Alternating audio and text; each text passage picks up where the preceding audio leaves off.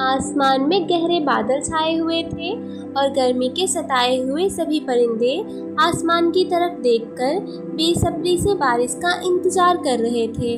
फिर जोर से बादल गरजते हैं और देखते ही देखते बारिश शुरू हो जाती है। गुड़िया कुकू, बच्चों घर के अंदर आ जाओ, बारिश बहुत तेज है। नहीं मम्मा प्लीज़, मैं तो कई दिनों से बारिश का इंतज़ार कर रहा था, मुझे अभी बारिश में नहाना है। मम्मा बहुत गर्मी है, आप हमें नहाने दो, हमें बहुत मज़ा आ रहा है।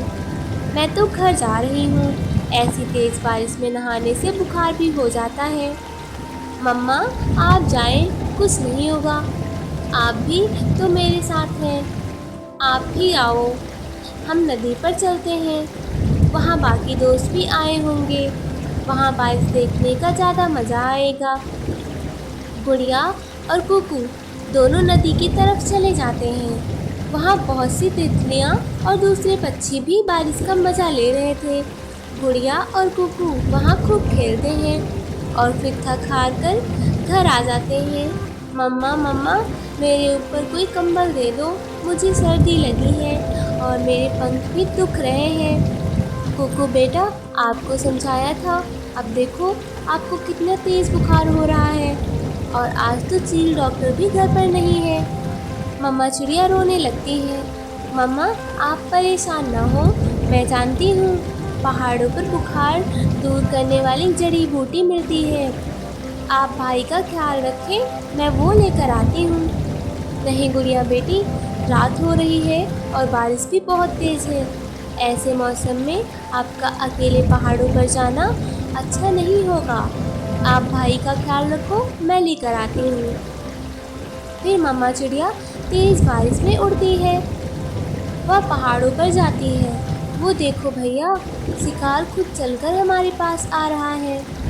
लगता है कोई पागल पक्षी है जो इस रात में अंधेरे में तेज़ बारिश का अपनी जान देने आ रहा है। तुम उसे थोड़ा और नज़दीक आने दो, फिर हम उसे हमला करेंगे और सुबह चिड़िया का शोरबा बनाकर पिएंगे। जैसे ही चिड़िया पास आती है, उल्लू पीछे से हमला कर देता है और चिड़िया को पकड़कर पेड़ से बांध देता है। रात गुजर जा रही थी। कुकू और गुड़िया घर में अपनी माँ का इंतज़ार कर रहे थे। कुकू भैया, मम्मा अभी तक नहीं आई, हम कालू अंकल के पास जाते हैं, वो हमारी मम्मा को ढूंढ कर लाएंगे। गुड़िया, तुम इतनी सुबह सुबह यहाँ क्या कर रही हो? चिंकी आंटी, कुकू को रात में बुखार आ गया था और मम्मा पहाड़ से जड़ी बूटी लेने गई थी और अभी तक नहीं आई। रानू चिड़िया को अंधेरों में पहाड़ की तरफ नहीं जाना चाहिए था, वहाँ बहुत खतरा होता है। चिंकी, तुम यहाँ बुखार की दवा लेकर गुड़िया के साथ जाओ और मैं रानू को ढूंढ कर लाता हूँ। फिर गुड़िया के साथ जाती है और कालू पहाड़ की तरफ जाता है। कालू दूर से ही देख लेता है कि चिड़िया को उल्लुओं ने बांध रखा था।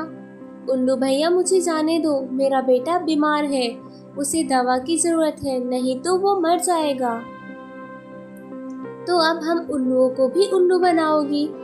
इतने में कालू कौवा पहाड़ से पत्थर फेंकता है। उल्लू डर के इधर उधर देखने लगता है और कालू चिड़िया को रस्सियों से आज़ाद करके अपने साथ ले जाता है। मम्मा आप ठीक तो है ना? हम बहुत डर गए थे। कालू अंकल, आपका धन्यवाद, आपने हमारी बहुत मदद की है। गुड़िया बेटी, इंसान की ज़िंदगी में अगर अच्छे दोस्त हों तो वह किसी भी मुश्किल से बच सकता है।